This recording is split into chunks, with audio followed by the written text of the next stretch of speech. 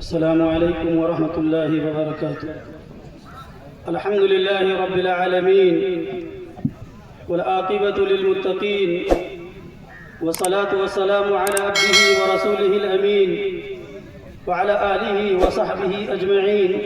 أما بعد، قال النبي صلى الله عليه وسلم: من سلك طريقا يلتمس فيه علما سهل الله به طريقا إلى الجنة. تعلیم سے آتی ہے اقوام میں بیداری، تعلیم سے آتی ہے اقوام میں بیداری، ہے علم کے پنجے میں شمشیر جہاں داری. صدر باوقار شیخ عزیز ناظم پروگرام، اسٹیج پر تشریف فرما افاضل علماء کرام، مہمانان گرامی، پردہ نشین، میری ماؤں، بہنوں اور بیٹیوں، اللہ کے فضل و امتنان اور شکر و احسان کے بعد آج کے اس عظیم الشان اجلاس عام کے منتظمین، معاونین اور بطور خاص اس کے روح رواں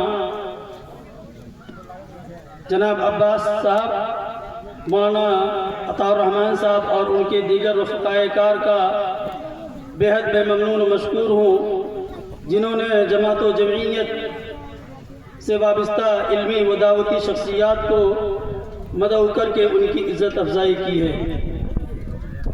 آج کی اس روح پرور اجتماع میں شرکت کر کے مسرت و شادمانی محسوس کر رہا ہوں، اس لیے کہ اس ادارے کے منتظمین اور اساتذہ کرام سے میری بہت ساری یادیں اور امیدیں وابستہ ہیں. میں اپنی طرف سے اور ضلع جمعیت اہل حدیث سدھارتھ نگر کے تمام ذمہ داروں کی جانب سے اس ادارے کے بانیان، نگہبان، ذمہ داران، کارکنان کو دل کی عطا گہرائی سے مبارکباد پیش کر رہا ہوں، جو ادارے کی ہمہ جہت تعمیر و ترقی، عمدہ تعلیم و تربیت کے لیے کوشاں ہے. بار الہ ان کی کاوشوں کو قبول فرمائے اور اخلاص و باللہیت عطا فرمائے.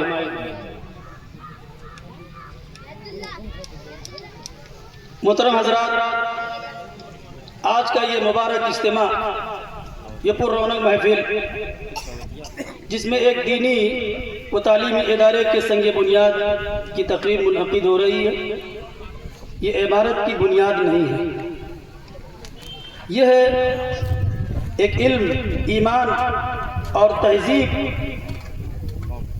کی عظیم تحریک کا آغاز ہے.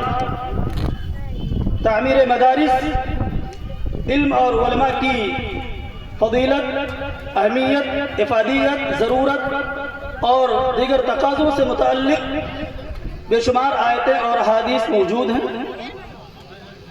قرآن کریم کی پہلی آیت کریمہ اقرأ بسم ربک الذی خلق، اس آیت میں اس بات کا اعلان ہے کہ اسلام کی بنیاد تعلیم ہے. یرفع اللہ الذین آمنوا منکم والذین اوتوا العلم درجات، اللہ رب العالمین اہل ایمان اور علماء کے درجات کو بلند کرتا ہے. اللہ کے نبی جناب محمد رسول اللہ صلی اللہ علیہ وسلم ارشاد فرماتے ہیں: من سلک طریقا یلتمس فیہ علما، کہ جو شخص علم کی راہ پہ چلتا ہے، علم تلاش کرتا ہے، اللہ رب العالمین اس کے لیے جنت کے راستوں کو ہموار کرتا ہے، آسان کرتا ہے.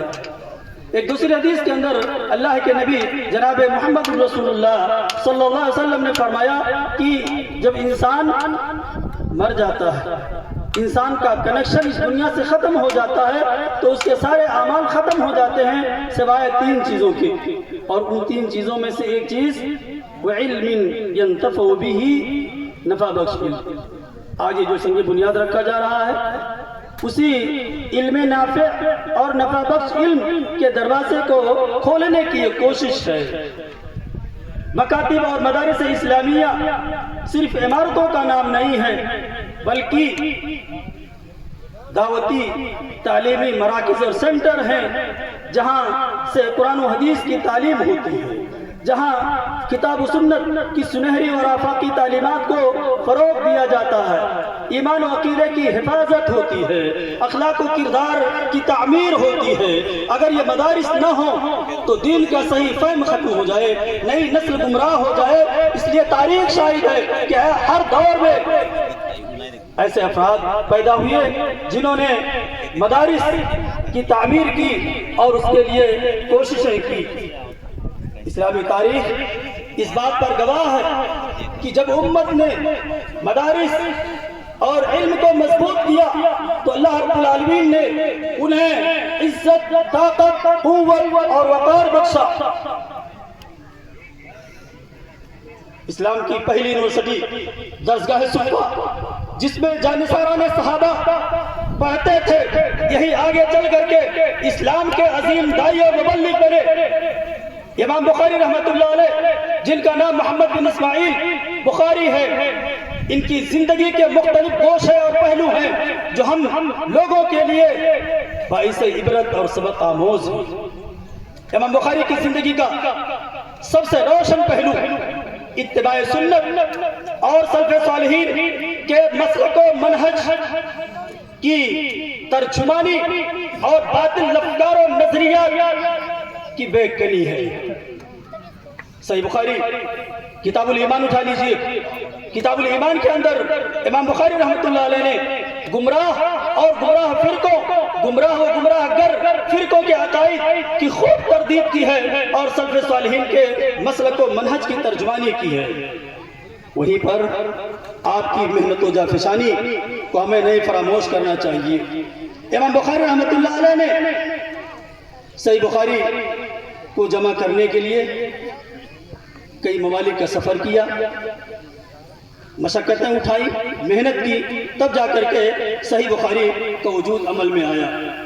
آج یہ جو سنگ بنیاد رکھا جا رہا ہے، یہ صرف اینٹ اور سیمنٹ کا ڈھانچہ نہیں ہے، یہ ایک دینی قلعہ ہے، یہ رشد و ہدایت کا مینارہ ہے، اخلاقی تربیت گاہ ہے، صدقہ جاریہ ہے۔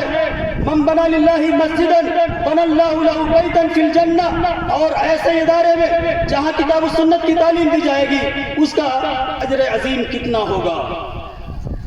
ایسے عظیم اور بامقصد منصوبے کو صرف دعاؤں، آرزوؤں، تمناؤں سے نہیں، قربانیوں سے مکمل ہوں گے۔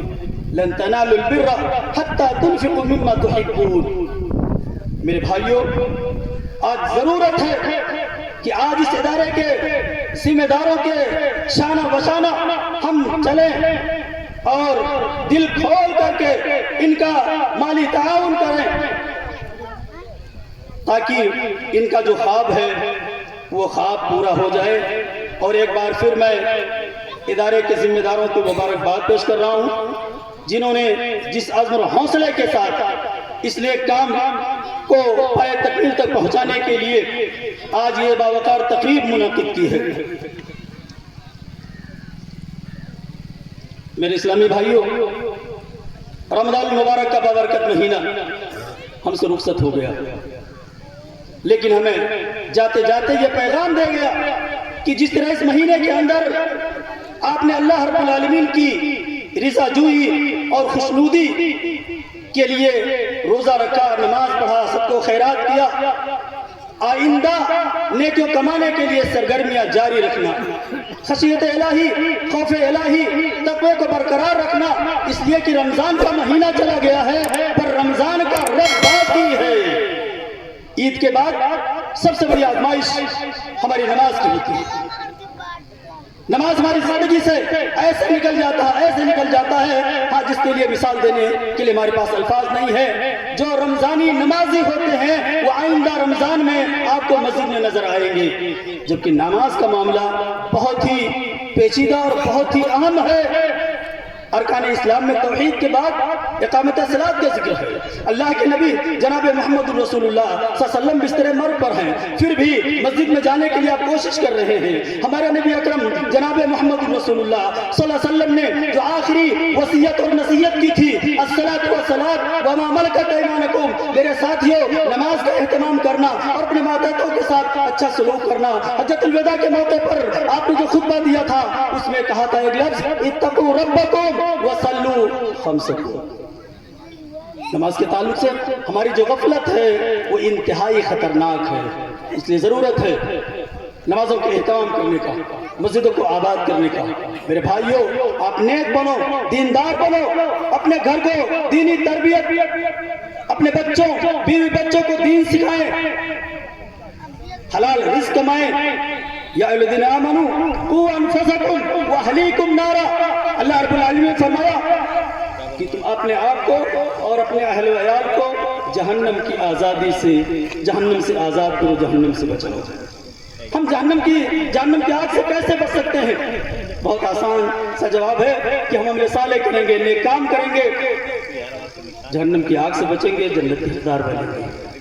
اور ایک جملہ کہہ کے اپنی بات میں ختم کر رہا ہوں۔ یہاں پر ہماری مائیں اور بہنیں ہیں، میں اپنی ماں و بہنوں سے کہوں گا کہ آپ پردہ، حیا اور عفت و پاک دامنی کو اختیار کریں۔ آپ کی خوبصورتی، آپ کا جمال، آپ کا میک اپ نہیں ہے، آپ کی خوبصورتی اور جمال حیا، پردہ، عفت و پاک دامنی ہے۔ آپ اسلامی طرز زندگی اختیار کریں، آپ قرآن کریم کی تلاوت کریں۔ قرآن نے آپ کو کہا کہ آپ گھروں میں رہو، گھروں کو لازم پکڑو اور بلا ضرورت ادھر ادھر مت جایا کرو۔ میرے ماں و بہنوں، ایک ذمہ دار ماں بن کر کے رہو اور اپنی اولاد پر کڑی نظر رکھو، خصوصاً بچیوں کی تربیت پر خصوصی توجہ دو، ورنہ ذرا سی غفلت آپ کو بدنام کر دے گی۔ زندگی بھر آپ روئیں گی اور وہ بچیاں روئیں گی، اور مثال دینے کی ضرورت نہیں ہے۔ آج آئے دن واقعات سنتے ہیں، پڑھتے اور دیکھتے ہیں۔ اس لیے میری ماں و بہنوں، آپ اپنا مقام پہچانو، آپ اپنی حیثیت پہچانو۔ اسلام نے آپ کو جو مقام دیا وہ کسی اور نے نہیں دیا۔ آپ دنیا کی سب سے قیمتی پونجی، اللہ کے نبی نے فرمایا خیر متاع الدنیا المرأۃ الصالحہ۔ اب میں انہیں چند باتوں پر اپنی بات کہتے ہوئے اکتفا کرتا ہوں، اور ایک بار پھر میں آپ تمام حضرات سے بھی، اپنے آپ سے بھی دعا کرتا ہوں کہ بارے الہ ہم سب کو کتاب و سنت کی تعلیمات پر عمل کرنے کی توفیق عطا فرمائے، ہماری عبادتوں کو قبول فرمائے، اور اس نوخیز ادارے کے تمام ذمہ داروں کو عزم و حوصلہ دے، جو انہوں نے خواب دیکھا ہے، جو ان کی تمنائیں اور آرزوئیں ہیں، بارے الہ اسے پورا فرمائے۔ آمین۔ وما علینا الا البلاغ۔